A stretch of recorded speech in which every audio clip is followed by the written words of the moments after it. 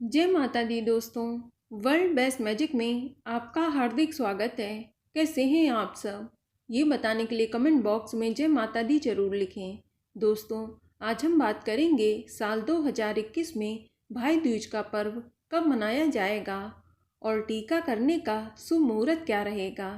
इसके अलावा हम इस वीडियो में जानेंगे भाई दूज की पूजा विधि और टीका विधि के बारे में और भैया दूज की कथा क्या है। लेकिन वीडियो शुरू करने से पहले आपसे रिक्वेस्ट है कि अगर अभी तक आपने हमारा YouTube channel world best magic subscribe नहीं किया है तो जल्दी से सब्सक्राइब करके बेल आइकन दबा दें और साथ ही वीडियो को लाइक करें और ज़्यादा से ज़्यादा शेयर करें। तो आइए शुरू करते हैं। दोस्तों, कार्तिक मास के शुक्ल पक्ष की द्वितीया तिथि को भैया दूज का पर्व मनाया जाता है। इसे यम द्वितीया भी कहा जाता है। भाई दूज दीपावली के 2 दिन बाद आती है। भाई दूज का पर्व भाई बहन के रिश्ते को समर्पित है। भाई दूज के दिन बहनें अपने भाई की लंबी उम्र और अच्छी सेहत के लिए कामना करती हैं। इस दिन बहनें सुबह जल्दी उठकर स्नान करके स्वच्छ वस्त्र पहनती हैं। फिर ऐप्पन से 7 बहनें और एक भाई की आकृति बनाती हैं। इसके साथ ही एक तरफ सांप, बिच्छू, नदी आदि की आकृति बनाकर पूजा करती हैं और कथा सुनती हैं या पढ़ती हैं। फिर मूसल से भाई पर आने वाली विपत्ति को मारकर उसकी रक्षा करती हैं। इस प्रकार से अपने भाई की खुशहाली के लिए बहनें भगवान से प्रार्थना करती हैं। दोस्तों, एक पौराणिक मान्यता के अनुसार भैया दूज पर स्वयं यमराज ने अपनी बहन यमुना के घर जाकर टीका लगवाया था और भोजन किया था और उन्हें आशीर्वाद दिया कि इस दिन जो भी भाई अपनी विवाहित बहन के घर जाकर टीका करवाएगा और भोजन करेगा तो उसे कभी भी अकाल मृत्यु का भय नहीं रहेगा। तभी से भाइयों का बहन के घर जाकर टीका लगाने की परंपरा शुरू हो गई। आपको बता दें, हिंदू मान्यता के अनुसार भाई दूज के दिन टीका करने तक भाई और बहन दोनों को उपवास करना चाहिए या फिर फलाहार करना चाहिए। फिर इसके बाद पूजा की थाल सजाकर बहनें भाई के सामने बैठती हैं, उनके माथे पर तिलक लगाती हैं और फिर अक्षत छिड़क कर भाई की आरती करती हैं और उनका मुंह मीठा करवाती हैं। इसके बाद भाई अपनी बहन को उपहार स्वरूप कुछ न कुछ देकर बहन के पैर छूकर उनका आशीर्वाद लेते हैं। इसके बाद बहनों को अपने भाई को प्रेम पूर्वक भोजन करवाकर स्वयं भी भोजन ग्रहण करना चाहिए। तो चलिए अब जानते हैं कि साल 2021 में भाई दूज का पर्व कब मनाया जाएगा।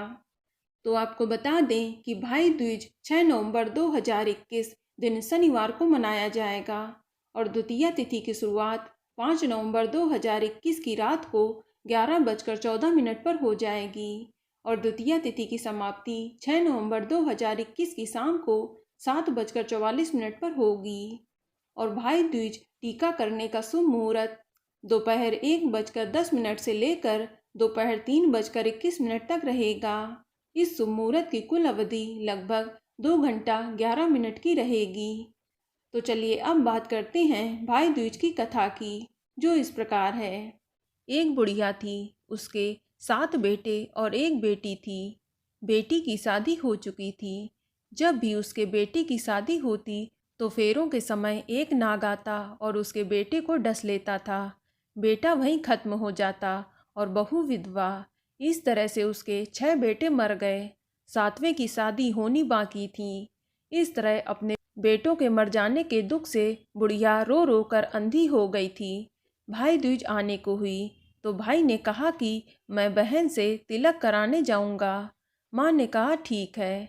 उधर जब बहन को पता चला कि उसका भाई आ रहा है तो वह खुशी से पागल होकर पड़ोसन के यहाँ गई और पूछने लगी कि जब बहुत प्यारा भाई घर आए तो क्या बनाना चाहिए। तो पड़ोसन उसकी खुशी को देखकर जल भुन गई और उसने कह दिया कि दूध से रसोई लेप और घी में चावल पका। बहन ने ऐसा ही किया। उधर भाई जब बहन के घर जा रहा था तो रास्ते में उसे सांप मिला। सांप उसे डसने को हुआ तो भाई बोला कि तू मुझे अभी ना डस। सांप बोला मैं तुम्हारा काल हूँ और मैं तुझे डसूंगा। भाई बोला मेरी बहन मेरा इंतजार कर रही है, मैं जब तिलक करा के वापस लौटूंगा तब तुम मुझे डस लेना। सांप ने कहा, भला आज तक कोई अपनी मौत के लिए लौट के आया है जो तू आएगा? भाई ने कहा, अगर तुझे यकीन नहीं है तो तू मेरे झोले में बैठ जा। जब मैं अपनी बहन से तिलक करा लूँगा तब तू मुझे डस लेना। सांप ने ऐसा ही किया। भाई बहन के घर पहुँच गया। दोनों बड़े ही खुश हुए।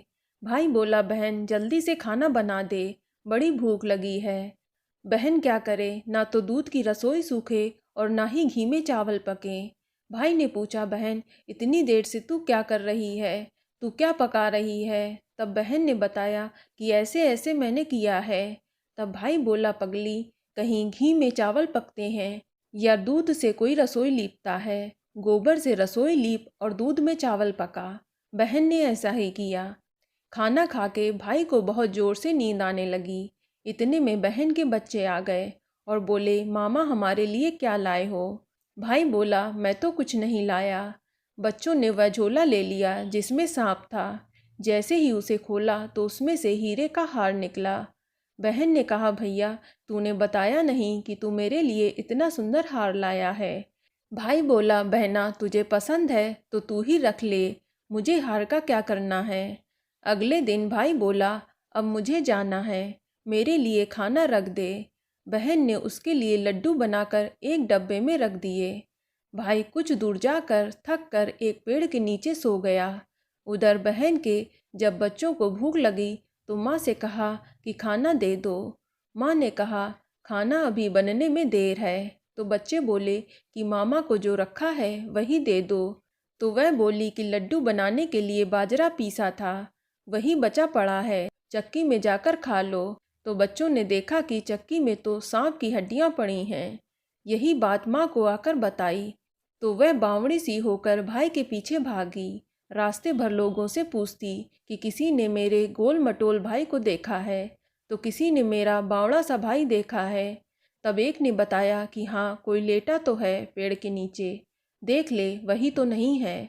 भागी भागी पेड़ के नीचे पहुंची, अपने भाई को नींद से उठाया। भैया भैया, कहीं तूने मेरे लड्डू तो नहीं खाए? भाई बोला, ये ले, तेरे लड्डू नहीं खाए मैंने।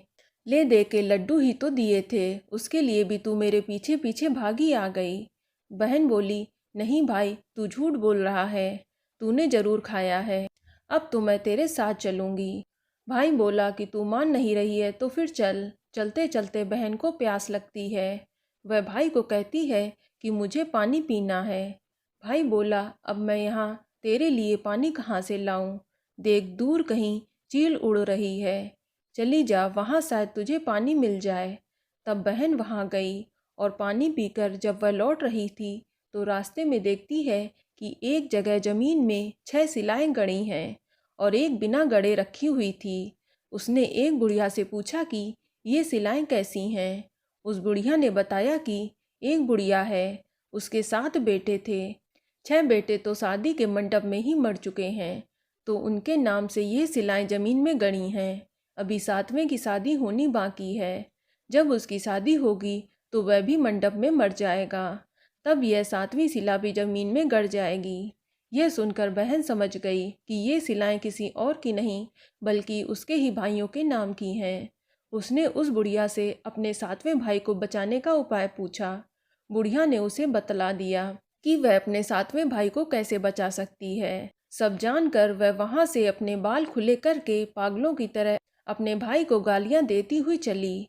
भाई के पास आकर बोलने लगी, तू तो जलेगा, कुटेगा, मरेगा। भाई उसके ऐसे व्यवहार को देखकर चौंक गया, पर उसे कुछ समझ नहीं आया। इसी तरह दोनों भाई बहन माँ के घर पहुँच गए। थोड़े समय के बाद भाई के लिए सगाई आने लगी। उसकी शादी तय हो गई। जब भाई को सेहरा पहनाने लगे तो वह बोली, इसको क्यों सेहरा बांधेगा? सेहरा तो मैं पहनूंगी, ये तो जलेगा, मरेगा और कुटेगा। सब लोगों ने परेशान होकर बहन को सेहरा दे दिया। बहन ने देखा उसकी कलगी की जगह सांप का बच्चा था। बहन ने उसे निकालकर फेंक दिया। जब वह भाई घोड़ी पर चढ़ने लगा तो बहन बोली कि तू घोड़ी क्यों चढ़ेगा? घोड़ी पर तो मैं बैठूंगी, ये तो जलेगा, मरेगा, इसकी लाश तो चील कौवे खाएंगे। सब लोग बहुत परेशान, सबने उसे घोड़ी पर भी चढ़ा दिया। अब जब बारात चलने को हुई तब बहन बोली, ये क्यों दरवाजे से निकलेगा? ये तो पीछे के रास्ते से जाएगा, दरवाजे से तो मैं निकलूंगी। जब वह दरवाजे के नीचे जा रही थी तो दरवाज़ा अचानक गिरने लगा। बहन ने एक ईंट उठाकर अपनी चुनरी में रख ली। दरवाज़ा वहीं पर रुक गया। सब लोगों को बड़ा अचंभा हुआ। रास्ते में एक जगह बारात रुकी तो भाई को पीपल के पेड़ के नीचे खड़ा कर दिया। बहन कहने लगी, ये क्यों छाँव में खड़ा होगा, ये तो धूप में खड़ा होगा, छाँव में तो मैं खड़ी होंगी। जैसे ही वे पेड़ के नीचे खड़ी हुई, पेड़ गिरने लगा। बहन ने एक पत्ता तोड़कर अपनी चुनरी में रख लिया। पेड़ वहीं रुक गया। अब तो सबको विश्वास हो गया कि ये बावली कोई जादू टोना सीखकर आई है, जो बार बार अपने भाई की रक्षा कर रही है। ऐसे करते करते फेरों का समय आ गया। जब दुल्हन आई तो उसने दुल्हन के कान में कहा कि अब तक तो मैंने तेरे पति को बचा लिया, अब तू ही अपने पति को और साथ ही अपने मरे हुए जेठों को बचा सकती है। फेरों के समय एक नाग आया। वो जैसे ही दूल्हे को डसने को हुआ, दुल्हन ने उसे एक लोटे में भरकर ऊपर से प्लेट से बंद कर दिया। थोड़ी देर के बाद नागिन लहर लहर करती हुई आई। दुल्हन से बोली कि तू मेरा पति छोड़। दुल्हन बोली कि पहले तू मेरा पति छोड़। नागिन ने कहा, ठीक है, मैंने तेरा पति छोड़ा। दुल्हन, ऐसे नहीं, पहले 3 बार बोल। नागिन ने 3 बार बोला। फिर बोली कि अब मेरे पति को छोड़। दुल्हन बोली कि एक मेरे पति से क्या होगा, हंसने बोलने के लिए जेठ भी होने चाहिए, एक जेठ भी छोड़। नागिन ने जेठ के भी प्राण छोड़ दिए। फिर दुल्हन ने कहा, एक जेठ से लड़ाई हो गई तो एक और जेठ छोड़। फिर बोली कि वो विदेश चला गया तो तीसरा जेठ भी छोड़। इस तरह से कह कहकर उसने अपने 6 जेठ जीवित करा लिए। उधर रो रो के बुढ़िया का बुरा हाल था कि अब तो मेरा 7वां बेटा बाकी बेटों की तरह मर जाएगा। गांव वालों ने उसे बताया कि उसके 7 बेटा और बहू आ रहे हैं। तो बुढ़िया बोली कि अगर ये बात सच है तो मेरी आंखों की रोशनी वापस आ जाए। अपने सारे बहू और बेटों को देखकर वह बहुत ही खुश हुई और बोली, ये सब तो मेरी बावली का किया है, कहाँ है मेरी बेटी। सब बहन को ढूंढने लगे। देखा तो वह भूसे की कोठरी में सो रही थी। जब उसे पता चला कि उसका भाई सही सलामत है तो वह अपने घर को चली। उसके पीछे पीछे सारी लक्ष्मी भी चलने लगी। बुढ़िया ने कहा, बेटी पीछे मुड़ के तो देख, तू सारी लक्ष्मी ले जाएगी तो तेरे भाई भाभी क्या खाएंगे। तब बहन ने पीछे मुड़ के देखा और कहा, जो माँ ने अपने हाथों से दिया है वह मेरे साथ चल, बाकी सब मेरे भाई भाभी के पास रह जा। इस तरह से एक बहन ने अपने भाई की रक्षा की। जिस प्रकार से उस बहन ने अपने भाई की रक्षा की, इसी प्रकार सारे भाई बहन खुशीपूर्वक साथ साथ रहें। दोस्तों, ये जानकारी आपको अच्छी लगी तो कमेंट में जय माता दी जरूर लिखें। और अगर आपका कोई सवाल हो तो उसे कमेंट बॉक्स में अवश्य पूछ लें। और इस वीडियो को लाइक करें, शेयर करें और साथ ही साथ चैनल को सब्सक्राइब करें। धन्यवाद।